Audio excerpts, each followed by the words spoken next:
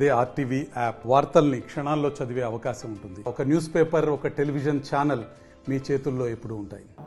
వాళ్ళ యొక్క జీవన వృత్తిని గడుపుకోవడానికి వాళ్ళు చిన్న చిన్న వ్యాపారాలు చేసుకుంటూ ఈ రోజున ప్రభుత్వానికి ఏ విధమైన ఆటంకి కలిగించుకుంటా వాళ్ళు ఏంటంటే హైకోర్టు ఆర్డర్లు ఏం చెప్పారంటే రోడ్డు బ్లాక్ చేశారు అని చెప్పారు. అంటే కోర్టుకి ఫాల్స్ ఇన్ఫర్మేషన్ ఇచ్చారు. వాళ్ళు ఫాల్స్ ఇన్ఫర్మేషన్ ఇచ్చారు.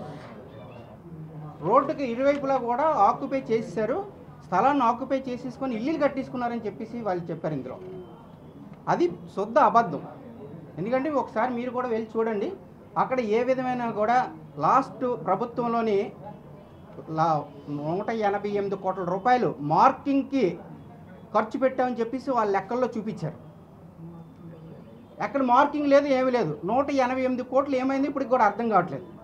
వాళ్ళు వదిలేశారు.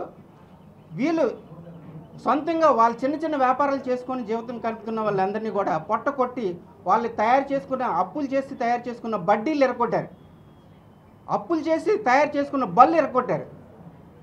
దానివల్ల ఏంటి వాళ్ళకి కలిసి వస్తుందో అర్థం కావట్లేదు. ఇప్పుడు వీళ్ళు ఓట్లు వేస్తేనే వాళ్ళు గెలిచారు.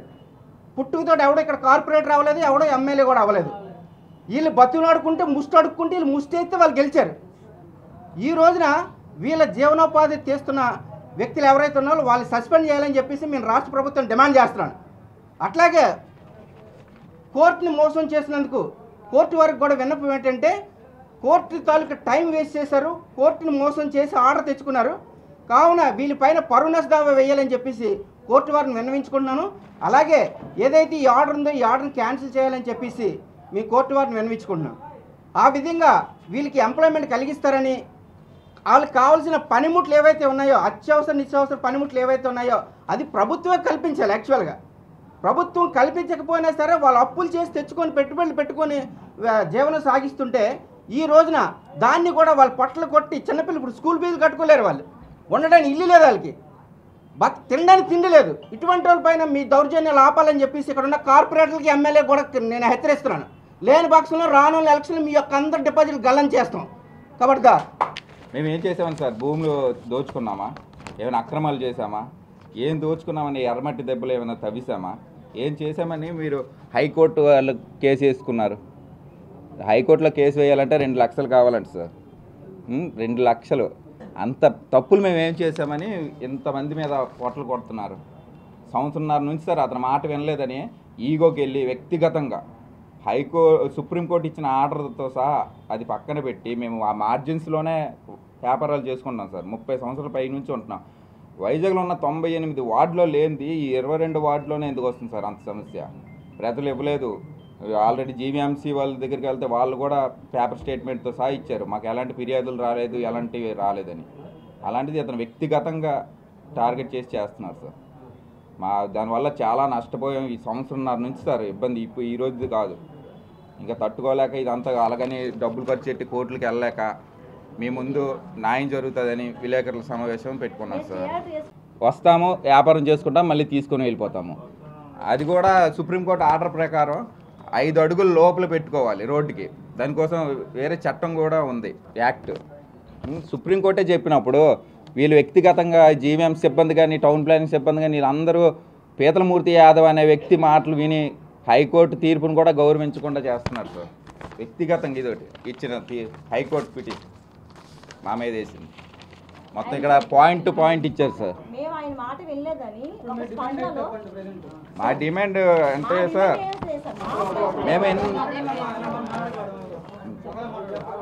ఎన్ని సంవత్సరాలు బట్టి మేము ఎవ్వరికి ఇబ్బంది కలగకుండా వ్యాపారాలు చేసుకుంటున్నాం సార్. ప్రజల వల్ల కానీ ఎవ్వరి వల్ల ఏ ఇబ్బందులు లేవు, ఫిర్యాదులు లేవు, ఏమీ లేవు సార్. కానీ అతను వల్ల పీతలమూర్తి యాదవ్ అనే ఒక వ్యక్తి కక్ష కట్టుకొని మా మీద అతను చెప్పినట్టు మేము ఎక్స్ట్రా అమౌంట్లు ఇవ్వలేదని, ఎలా ఉంటారో మీరు ఎలా బతుకుతారో చూస్తారని కక్ష కట్టి చేస్తున్నారు సార్. ఈగోకి పోయి యాక్చువల్లీ మేము గవర్నమెంట్కి 20 రూపీస్ డైలీ పే చేస్తాం సార్. ఆశీలు అది పేపర్ది ఆశీలు ఎక్స్ట్రా 40 రూపీస్ పే చేయమంటున్నారు సార్. అది మేము కట్టుకోలేము. డైలీ 60 రూపీస్ అంటే మాకు చాలా ఇబ్బంది సార్. 60 రూపీస్ అంటే దానికి తోడు గవర్నమెంట్కి ఆల్రెడీ 20 పే చేస్తున్నాం కదా, ఎందుకు 40 పే చేయాలని కూడా అడిగాం సార్. సరే అయితే సవాల్ విసిరారు సార్ ఆ రోజు. మీ బళ్ళు ఎలా ఉంటాయో, మీరు ఎలా వ్యాపారాలు చేస్తారో అతను వచ్చి చేసినప్పుడు అది సడన్గా తీలేము కదా సార్. సరే సార్, ఒక్క నిమిషం. కాదు సార్, మేము మా మీద ఎంత కక్ష కట్టాల్సిన అవసరం ఏమి సార్? హైకోర్టుకి వెళ్ళి 2 lakhs ఖర్చు పెట్టి స్టే తేవాల్సిన అవసరం ఏమి సార్? మేము ఏమైనా చేస్తున్నామా? దౌర్జన్యాలు, అక్రమాలు, ఏమైనా భూ కబ్జాలు ఏమైనా చేస్తున్నామా?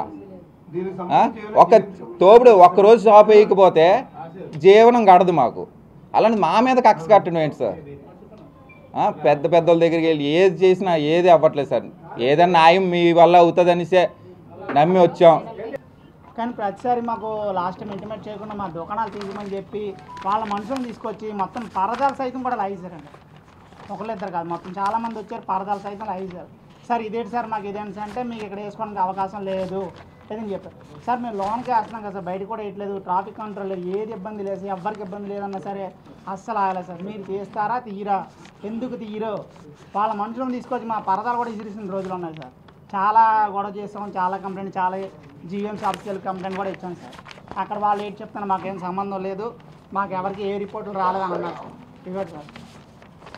లాస్ట్ దగ్గర పోలీస్ కంప్లైంట్ కూడా ఇచ్చాం సార్, వాళ్ళు కూడా ఏం మాట్లాడలేదు సార్. అతను చెప్పినట్టే చెయ్యండి అని చెప్తున్నారు, వాళ్ళు కూడా వాళ్ళు చెప్పినట్టే చెయ్యండి అని చెప్తున్నారు. ప్రతి ఒక్కరు సార్, ప్రతి ఒక్కరి దగ్గర వెళ్ళాను. ఆఖరికి రామకృష్ణ గారి బాబు దగ్గర కూడా వెళ్ళాను సార్. వెళ్ళి కనిపించింది, సార్ ఎలా ఉంది, నేను మాట్లాడతాను, మీరు వెళ్ళిపోండి. దగ్గర మాకు సంవత్సరం నుంచి మాకు ఇబ్బంది పెడుతున్నారు సార్. మరిన్ని వీడియోస్ కోసం ఛానల్ ని సబ్స్క్రైబ్ చేయండి, లేటెస్ట్ అప్డేట్స్ కోసం వాట్సాప్ ఛానల్ ని ఫాలో చేయండి, అండ్ లింక్ డిస్క్రిప్షన్ లో ఉంది.